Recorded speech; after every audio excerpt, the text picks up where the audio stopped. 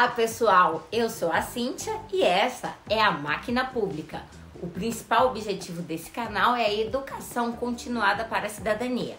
Todos temos algo a contribuir para a melhoria da sociedade e o conhecimento de qualidade é uma importante ferramenta para maximizar o impacto positivo da nossa atuação. Estamos em 2021 e, como vimos nos últimos episódios, a revolução digital tem modificado de uma maneira muito rápida a forma como as pessoas se relacionam entre si e com o mundo. E como está o Brasil nesse processo de transformação digital, especialmente em termos de acesso à rede mundial de computadores? De acordo com uma pesquisa do Centro Regional de Estudos para o Desenvolvimento da Sociedade da Informação, no Brasil, em 2019, 71% dos domicílios têm algum acesso à internet e essa quantidade tem aumentado ano a ano. Contudo, o que significa a internet para as pessoas?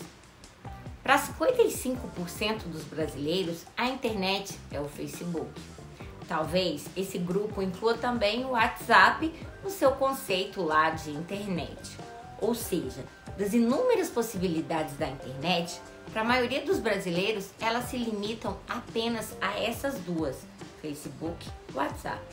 Chamam-se de excluídos digitais tanto as pessoas que simplesmente não têm acesso à internet, quanto aquelas cuja utilização da rede é muito empobrecida, quando comparada com essa imensidão de possibilidades que traz o mundo virtual. Essas pessoas estão sendo deixadas para trás pela revolução digital, com graves consequências não só para elas, mas para a sociedade como um todo. A era da informação traz oportunidades de construirmos juntos uma sociedade melhor, mas também o risco da gente aumentar esse fosso de desigualdade que já é tão grande na nossa sociedade. Esse será o tema do nosso episódio de hoje de A Máquina Pública. Mas antes, para não ser excluído das novidades da Máquina Pública, aproveita já para dar o like aqui no vídeo, assinar o canal, compartilhar o link do vídeo no grupo do Zap da família para pautar o almoço de domingo e descobrir se você tem aí algum excluído digital na sua família. E se tiver, bota ele para assistir esse vídeo. E sem mais delongas, bora lá?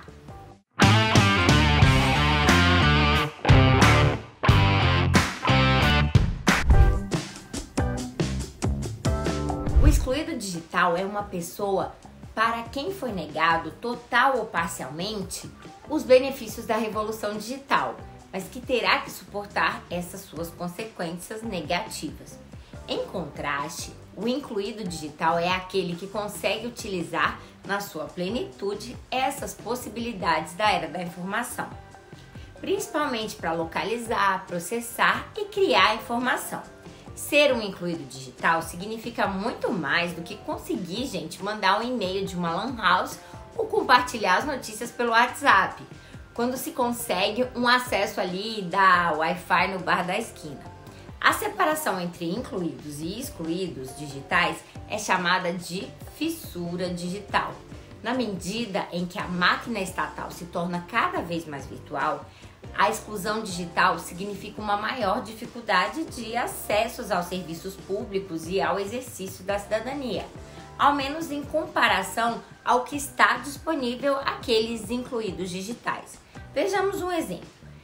De maneira cada vez mais frequente, para aqueles incluídos digitais, obter uma certidão junto a uma repartição pública é uma tarefa bem simples.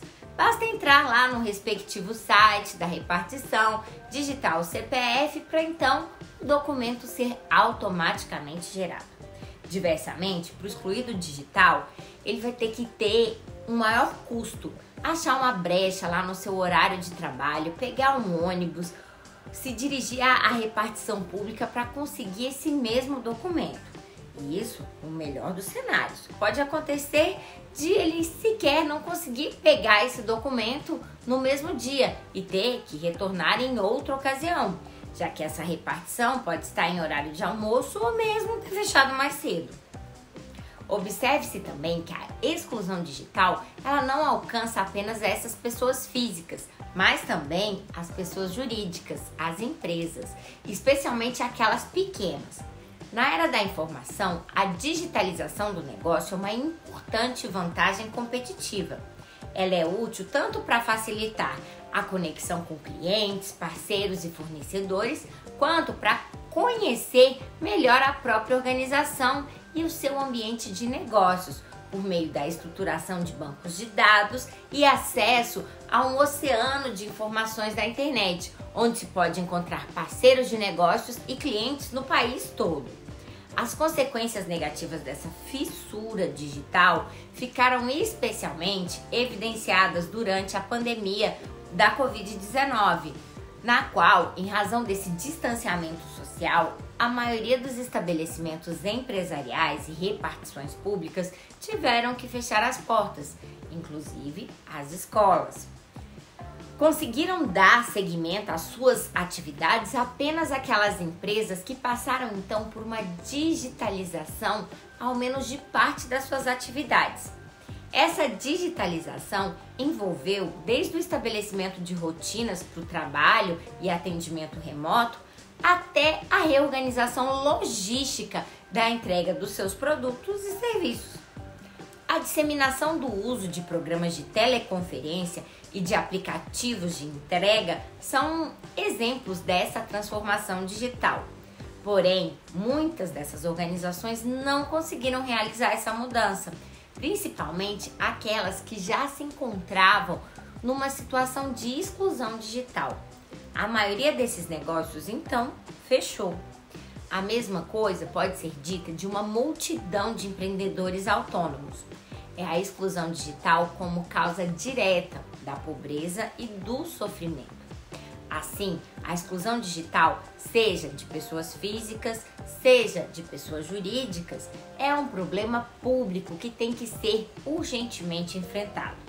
Porém, antes da gente ficar propondo soluções, é necessário entender melhor esse fenômeno para que a gente possa melhor intervir. A exclusão digital é um fenômeno muito complexo e ela pode ocorrer em 7 níveis: tecnológico, infraestrutural, financeiro, cognitivo, instrumental, linguístico e produtivo. Calma, a gente vai explorar cada um deles já já. A exclusão tecnológica relaciona-se com o substrato material do acesso à internet. Ou seja, o meio pelo qual a pessoa vai surfar na rede. Assim, um excluído não tem ou um computador ou um celular disponível com o qual ele possa se conectar com o mundo digital. Isso não significa que pode ser considerado um incluído digital aquele que possui um celular ou um computador antigo e lento, comprado ou usado do amigo de um conhecido. Não. A depender do quão ruins sejam esses aparelhos, essa pessoa terá uma experiência digital fundamentalmente diferente daquele que possui máquinas de última geração, na fronteira da tecnologia disponível. Isso também é exclusão digital. Escolas com baixa conexão ou equipamentos velhos levam à exclusão digital quando comparada a outras.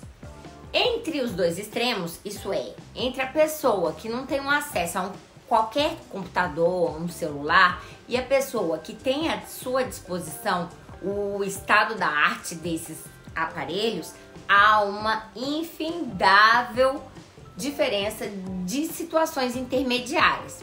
Existem diversos tons de exclusão digital. O decisivo aqui, em termos de diferenciação entre inclusão e exclusão digital, é que esse suporte material tenha condições de oferecer para o seu usuário um acesso de qualidade ao mundo digital.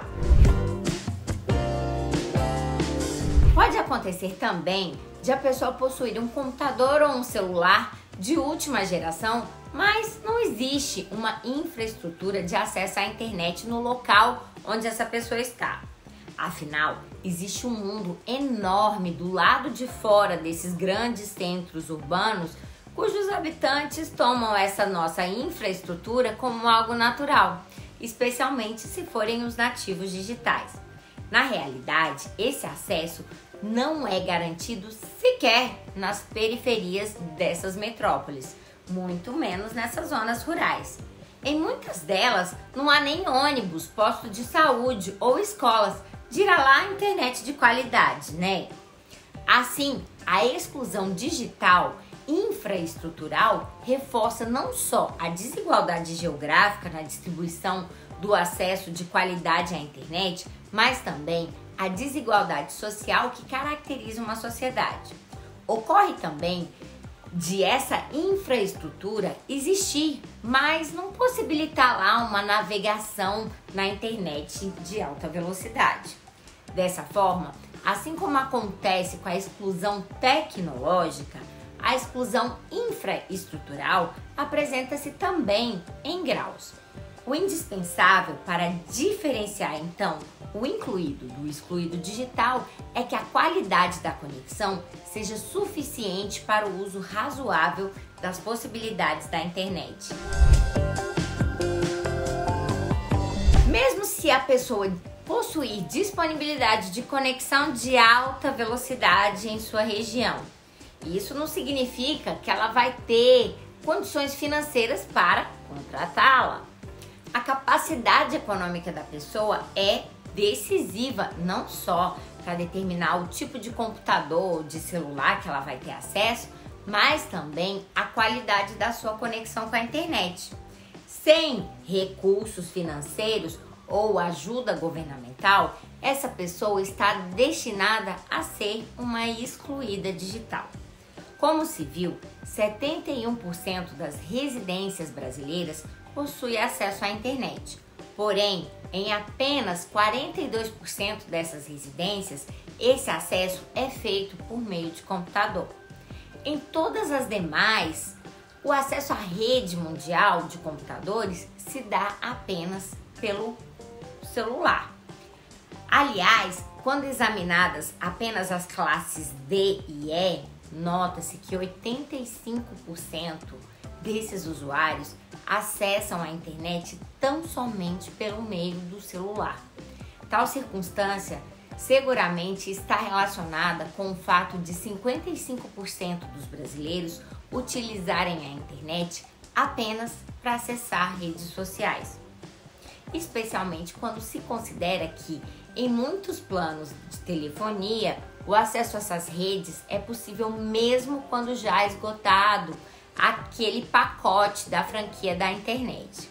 Assim, a condição financeira do usuário vai limitar, sim, diretamente as formas como ele pode utilizar a internet, ainda que ele tenha uma compreensão de que a internet é muito maior do que Facebook e WhatsApp.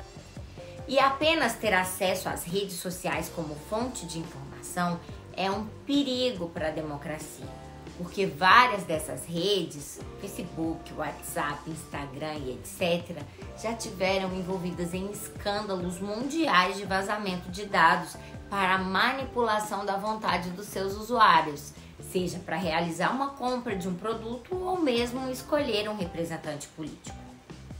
Dessa forma, observa-se que a distribuição social da exclusão digital segue linhas não só geográficas, como também sociais.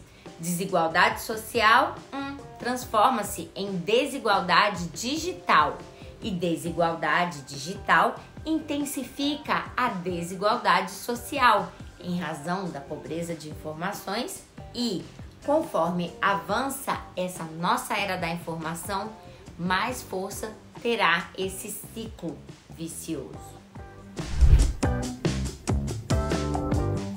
Outro fator de exclusão digital é a falta de letramento ou alfabetização digital, que é o conjunto mínimo de habilidades e modelos mentais para operar no mundo digital, principalmente no que concerne ao uso efetivo e responsável desses dados. Como a gente viu no episódio anterior, o letramento digital vai além da simples capacidade de operar determinados programas e aplicações da internet e inclui as capacidades de localizar dados, 2. Ler e analisar os dados. 3. Criar informação. 4. Argumentar e decidir com base nas informações. 5. Compartilhar de maneira responsável essas informações por meio da internet. Essas habilidades são especialmente importantes em uma cultura digital cada vez mais caracterizada pela desinformação e pela manipulação algorítmica, que, em vez de nos expor a uma diversidade do mundo, nos aprisiona em bolhas de pensamentos homogêneos. O letramento digital de uma pessoa tem alta correlação com o grau que ela tem de escolaridade, que, por sua vez, tem alta correlação com a classe social que ela pertence. Dessa forma, a exclusão cognitiva é mais uma maneira, sim, de exclusão social, e ela se correlaciona com a exclusão digital. Além disso, a exclusão cognitiva relaciona-se também com outra dimensão da experiência humana, a idade.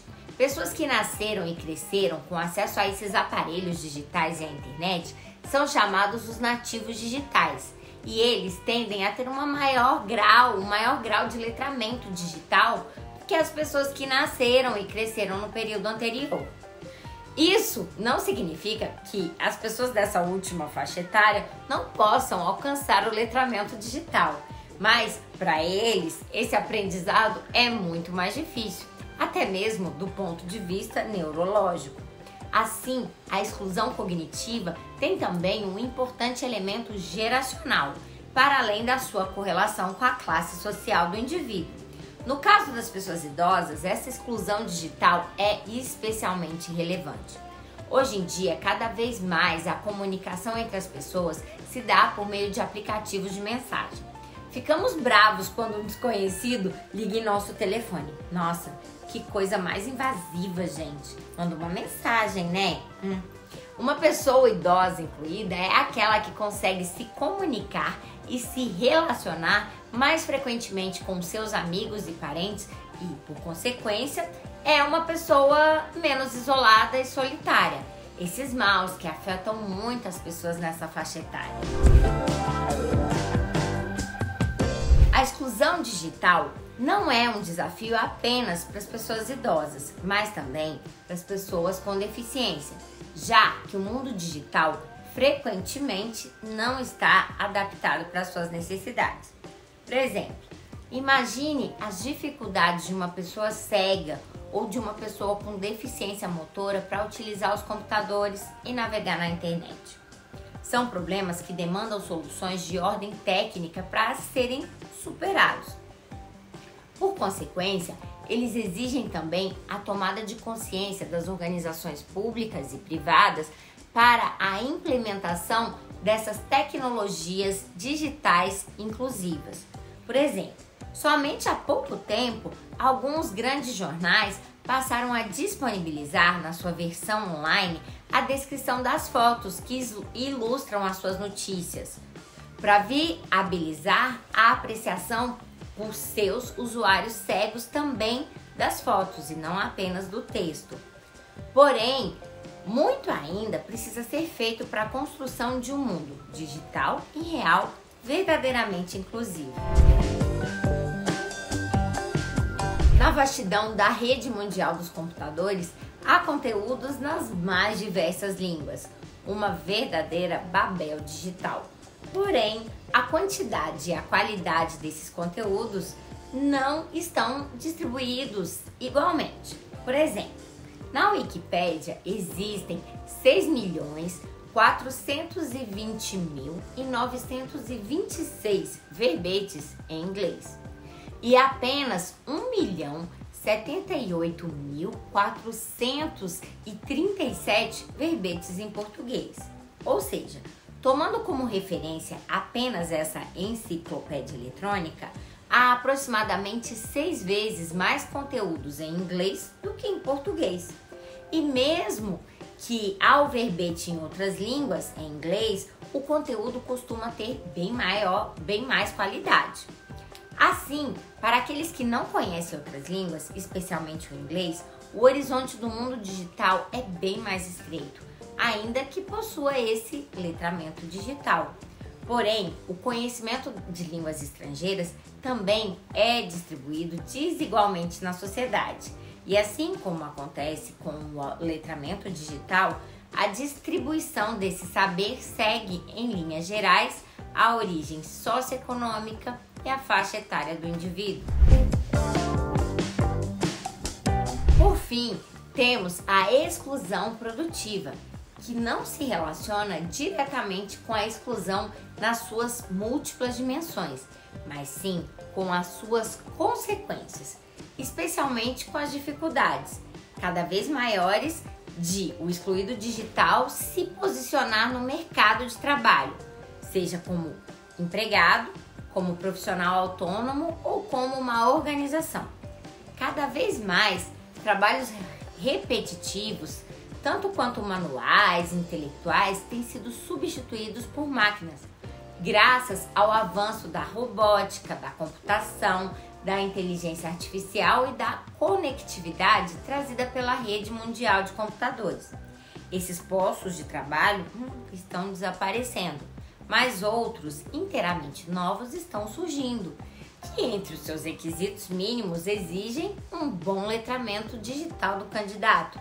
A mesma coisa acontece com as organizações. A cada dia, cresce a expectativa dos usuários de poderem resolver os seus problemas e satisfazer suas necessidades online, sem precisar se deslocar para a loja da empresa ou para a repartição pública. Conforme aumenta a inclusão e o letramento digital, será cada vez menor o espaço para as organizações que não passarem por uma transformação digital. Em resumo, pessoal, na era da informação, a elaboração e a execução de políticas públicas de inclusão digital são indispensáveis para o desenvolvimento social e econômico de um país. Tanto é assim que o Marco Civil da Internet estabelece que um dos objetivos da rede mundial de computadores no Brasil é a inclusão digital. Diante das diversas modalidades de exclusão digital, uma política pública voltada para a diminuição da fissura digital deve trabalhar, no mínimo, com 4 linhas. 1. Criar pontos de acesso facilitado à internet nas periferias e nas zonas rurais. 2. Oferecer equipamentos eletrônicos, principalmente computadores e celulares, a preços mais baratos para essas populações, seja por meio de subsídios, seja por meio de políticas econômicas que reduzam o preço efetivo desses produtos. 3. Promover o letramento digital dessas pessoas, especialmente das pessoas idosas e pessoas com deficiência. 4. Fomentar ou mesmo impor que sites e as aplicações de internet tenham um desenho inclusivo. Mas não temos só lamúrias por aqui, pessoal. Já existem iniciativas nesse sentido no Brasil. Vamos ver alguns exemplos. No Brasil, a primeira política pública voltada para o letramento digital data de 1984, ou seja, ainda no período da ditadura militar, com o projeto Educom. Esse projeto foi responsável por colocar a discussão sobre a informática na educação na agenda, tanto pública quanto acadêmica do país, e foi sucedido por outras inúmeras iniciativas dentro da federação. Um exemplo dessas iniciativas foi o Programa Nacional de Informática Educativa, o PROINFO, que foi iniciado no Ministério da Educação, no MEC, ainda no governo do presidente Fernando Henrique Cardoso, e teve continuidade nos governos Lula e Dilma Rousseff.